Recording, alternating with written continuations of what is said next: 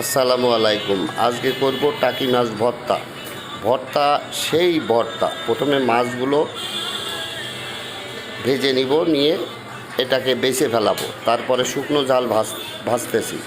শুকনো ঝাল ভেজে উঠিয়ে এবার ব্লেন্ডার করার পরে পেঁয়াজ, ধনেপাতা, শুকনো ঝাল আর লবণ দিয়ে এটাকে ভালো করে মাখাতে হবে। এর ভিতরে একটু আমের আচার দেব। আমের আচার দিলে খুব টেস্ট পাওয়া যায়। এটাকে ভালো করে চটকিয়ে মাখাতে হবে। এই মাখানো শুরু করলাম। ইনশাল্লাহ সেই ঝাল ঝাল টাকি মাছ ভর্তা, সেই স্বাদ। আমার ভিডিও ভালো লাগলে লাইক, কমেন্ট, শেয়ার করবেন।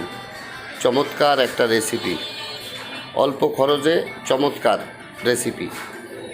এই ভর্তা দিয়েই এক প্লেট ভাত খেয়ে ওঠা যায়।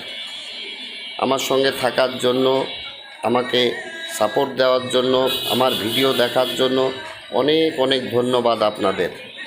আপনারা ভালো থাকেন, সুস্থ থাকেন, দোয়া করি। চমৎকার একটা ভিডিও, টাকি মাছ ভর্তা শুকনো ঝালের গুঁড়ো দিয়ে, সেই স্বাদ। মাখিয়ে নিলাম, এবার টাকি মাছগুলো দিয়ে দিব। টাকি মাছ দিয়ে এবার ভর্তা শুরু হবে, সেই স্বাদের ভর্তা। সবাই টাকি মাছ ভর্তা খাই, এক একজন এক এক রকম, তবে আমারটা বেশ আজকে চমৎকার হয়েছে।